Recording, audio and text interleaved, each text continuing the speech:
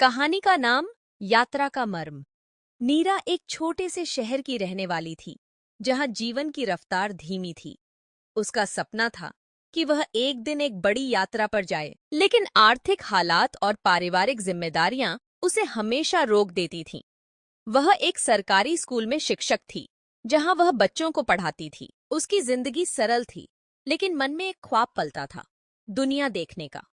एक दिन स्कूल में एक अनुभवी ट्रैवलर आदित्य आए।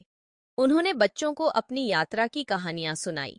नीरा उनकी बातें सुनकर मंत्रमुग्ध हो गई। आदित्य ने कहा, यात्रा केवल भौतिक दूरी तय करने का नाम नहीं है, बल्कि यह अपने आप से मिलने का अवसर है। नीरा को लगा जैसे उसकी आत्मा को कोई आह्वान मिल गया हो।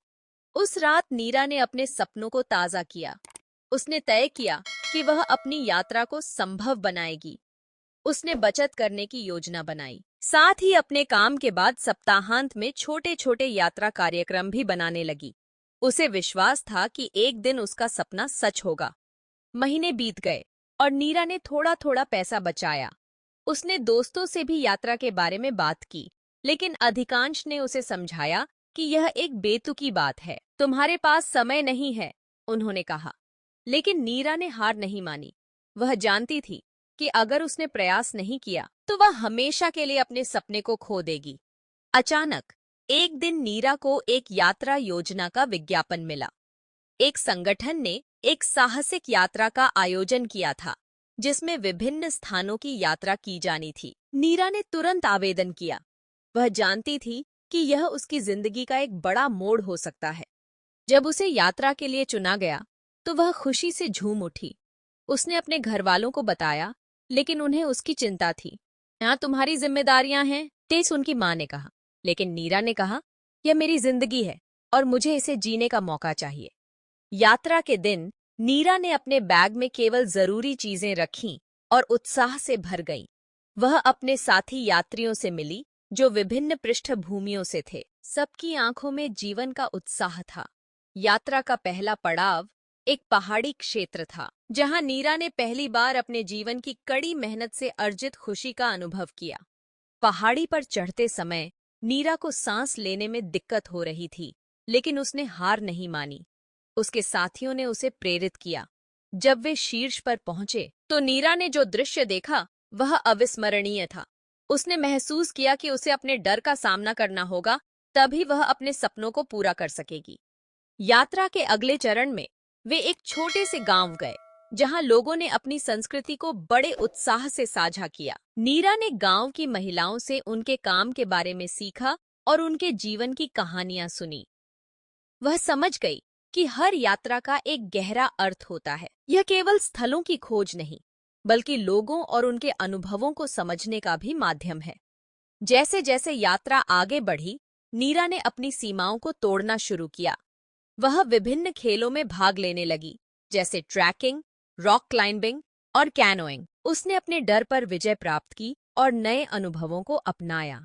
नीरा ने खुद को पहले से ज्यादा मजबूत और आत्मविश्वासी महसूस किया।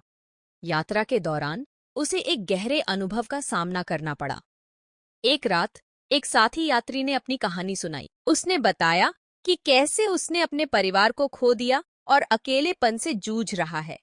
नीरा ने महसूस किया कि उसकी जिंदगी में भी चुनौतियां हैं, लेकिन दूसरों की कहानियों से उसे नई शक्ति मिल रही थी।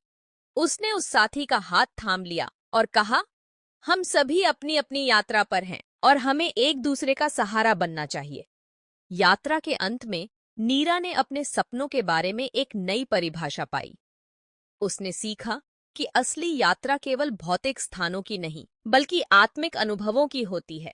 उसने तय किया कि वह अपनी शिक्षिका की जिंदगी में भी इस अनुभव को लाएगी। जब वह घर वापस लौटी तो उसने अपने छात्रों को यात्रा के महत्व के बारे में सिखाने का निर्णय लिया। वह अब केवल एक शिक्षिका नहीं थी, बल्कि एक प्रेरणा स्रोत बन गई।